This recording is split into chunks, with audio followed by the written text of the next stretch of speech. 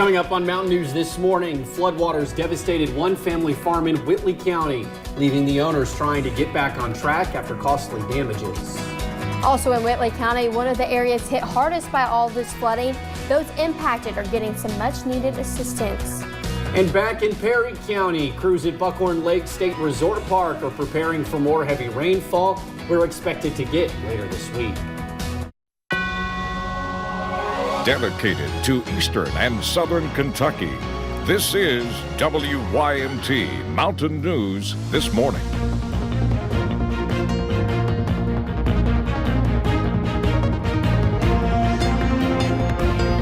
Good morning. The time is 6:33 on February 12th. I'm Madison Pergram. And I'm Will Puckett. Thank you for tuning in to Mountain News This Morning on this Wednesday. And it's the story we keep repeating ever since last week. Rain, rain, rain, and more rain.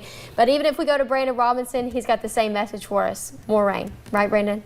Listen, I wish I could give you a different forecast, and I will later this week. By Friday, I'll have a much different forecast for you, but today and tomorrow, it's going to be rinse and repeat, literally. Let's take a look at live pinpoint Doppler radar first, and you see some scattered moisture this morning, so thankfully not as bad for the morning drive as it has been the last couple of days and the last basically week. So again, you're going to see some scattered stray showers around this morning, mainly there, Hazard down toward Virginia, and then again, temperatures are on the chilly side, so grab a jacket this morning. You probably won't need it all day because temperatures go up from here, and they keep going up all the way until midnight, and then they start to crash a little bit. Temperatures in the 30s and 40s this morning. Forecast for today, we're looking at temperatures that are going to continue to increase as we head deeper in the afternoon.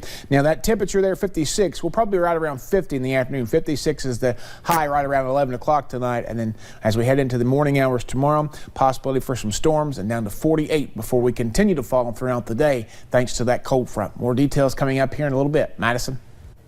Thank you, Brandon. Well, as a result of this flooding, one family not only lost their property, but their livelihood. WYMT's Hannah Reynolds talked to the Metters family in Whitley County, where the flood caused around $60,000 worth of damage and is putting their lives on hold. The Metters family lived to farm and farm to live.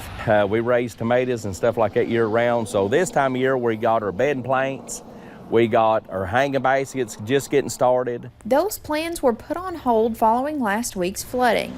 But I'll tell you what, when you've worked your whole life and you watch it float down the river, you look at all your dreams of floating down the river and everything that you've ever worked for all your life leaving, it's hard to put that on the internet. Now that the water is down, this is what they are left with.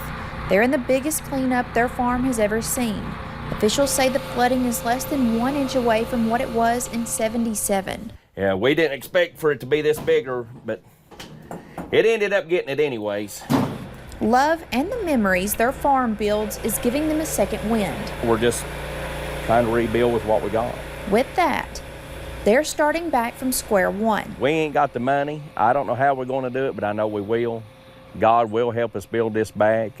He's never failed us yet, so I believe that it'll be good. In Whitley County, Hannah Reynolds, WYMT Mountain News. If you would like to see how you can help the Metters family rebuild their farm, you can reach out to them at the Sally Gap Pumpkin Patch Facebook page. And Whitley County is recovering from the floodwaters last week, and now they are getting help from Nashville. The Churches of Christ Disaster Relief Program contacted the Shiner Church of Christ located in Williamsburg and organized a semi-truck full of donations. The truck had food, water, clothes, cleaning supplies, and much more. For some of the people in Whitley County, this was the first help they had received. This is the only help that I've had since all this has happened. When we all went out, we didn't even think about grabbing a change or clothes or nothing. We just went because the water was coming in so fast we had to get everybody out.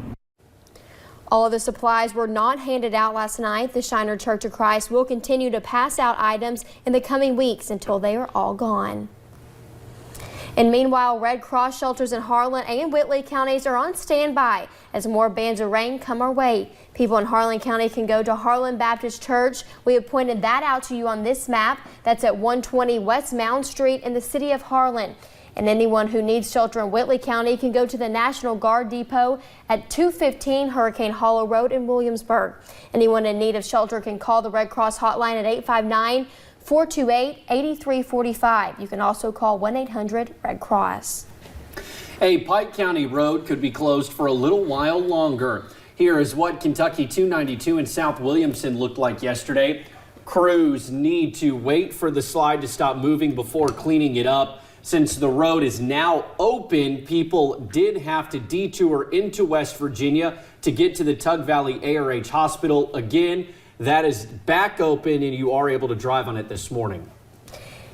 And meanwhile, all this rain also caused a slide on Kentucky 40 in Johnson County. One lane is open, but everyone should use caution in the area. Well, with flooding still prevalent across much of eastern and southern Kentucky, this upcoming rain is not a welcome sight. Thanks, Brandon. At Buckhorn Lake State Resort Park, water levels got up to around 810 feet above sea level. That's about 20 feet short of last year's level. Marina manager Ryan Miller spends his time on the lake managing what he can with the marina while maintaining areas not hit by flooding yet. In his 4 years of work, he says flooding has become rather common. Seems like past 3 years has been the same thing. You always hope that you can get rid of some of the water that you got before the next one starts, but at this time we didn't get rid of maybe about a foot before it started coming back up again. With the upcoming rain, Miller says he thinks they could see another 10 to 12 feet of water at the lake. And cleanup efforts continue across eastern and southern Kentucky as rain continues to swamp the region. Here in Hazard, several places were affected by the river flooding last week. Yeah, I talked with one business owner on Main Street who had to save her 1 week-old business from floodwaters. It is a hum that echoes through buildings across the region. That of a fan on high, hoping to dry up any water still remaining. As it got closer to the parking lot, I started moving everything up. This mark on the door is a reminder of Mother Nature's force that closed Mandy Scheffel's store 1 week after she opened it. Because I knew I was going to have to walk away from the building. The red-spotted newt sits in the bottom of a low point on Main Street, one of the first places that floods in downtown Hazard. I wasn't prepared for that amount of water, but yeah, I knew it was a risk being here. Early Tuesday, the shelves in the store sat empty. I actually moved all the books out on Friday. Although the water didn't reach anything, I was afraid of the moisture that was in the building, that the pages would start to wrinkle. Now, less than 24 hours from when Scheffel plans to reopen, books are returning to the shelves. I wouldn't hesitate to open a business downtown. And unfortunately, we're on the lower end, so that makes it tough for us. The sounds of cups and books make a melody that is music to this owner's ears. The water came in quick and then it receded pretty quick too, so. And when Wednesday rolls around, hopefully feet will be walking back in the store again. Now, Scheffel is keeping a close eye on the river levels as more heavy rain is in the forecast. She does plan to be back open at 10 o'clock this morning. And the new head of what many are hoping is a huge Eastern Kentucky employer skipped a state Senate meeting yesterday. Brady Industries Chairman Charles Price instead addressed the Kentucky Appropriations Committee by letter. The move comes during a recent leadership change from the aluminum company and questions over financing the $1.7 billion project. Are they going to get power to the facility? Are they going to start turning ground? When are we going to expect that these jobs are going to be filled and the aluminum is going to roll off from the plant? We have commitments from customers to purchase more than 50% of the mill's output when we start producing. Company executives say they are still $500 million short in financing, and they hope to have that by the end of the year. If they are able to raise that money, an economic impact study shows the plant could lead to more than 18,000 jobs across the state.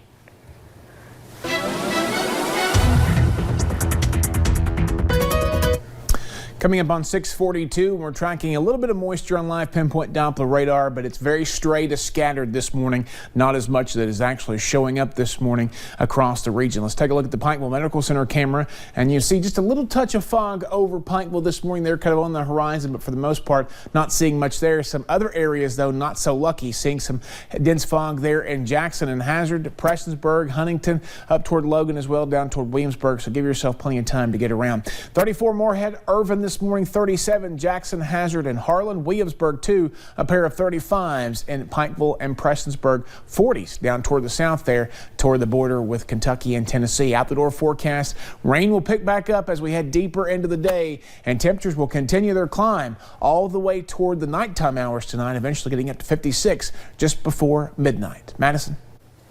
Thank you for joining us on Mountain News this morning. We'll have more in the news coming up next.